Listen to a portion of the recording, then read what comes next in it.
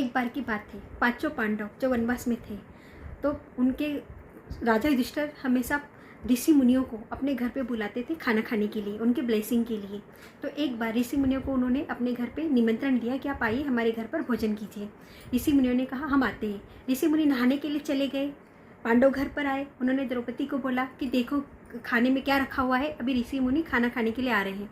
द्रौपदी जाती है अपने रसोई घर में और चेक करती है कि खाने में क्या है। सारे बर्तन खाली होते हैं, मिट्टी के एक बर्तन में एक चावल का दाना होता है।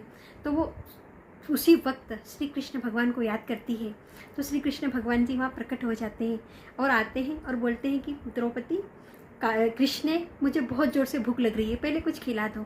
तो द्रौपदी के हाथ में जो मिट्टी का बर्तन होता है जिसमें एक चावल का दाना होता है, श्री कृष्ण भगवान के सामने रख देती है और बोलती है कि श्री कृष्ण भगवान जी, इस एक दाने में आधा आप खा लीजिए, आधा सारी दुनिया को खिला दीजिए।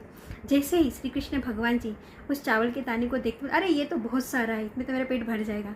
और वो चावल का दाना वो खाते हैं। जैसे ही चावल का दाना खाते हैं तो जो ऋषि मुनि होते हैं उनका पेट भर जाता है, उन्हें खीर का टेस्ट आता है।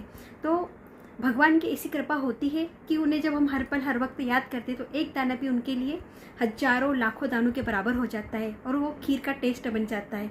तो हमारे लिए तो एक दाना कुछ भी नहीं होता। जब हम खाना बनाते हैं तो कितने चावल के दाने कुकर में, भगोने में चिपक कर रह जाते हैं, बच्चे कितना वेस्ट करते हैं। लेकिन एक एक चावल के दाने का बहुत ही महत्व है।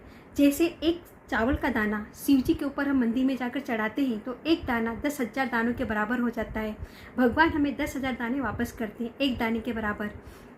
तो आप भी इन चावल को दानों का बहुत ही रिस्पेक्ट कीजिए, आदर कीजिए और खाने का बहुत ही सम्मान कीजिए। हमेशा खुश रहे, मस्त रहे, मुस्कुराते रहे।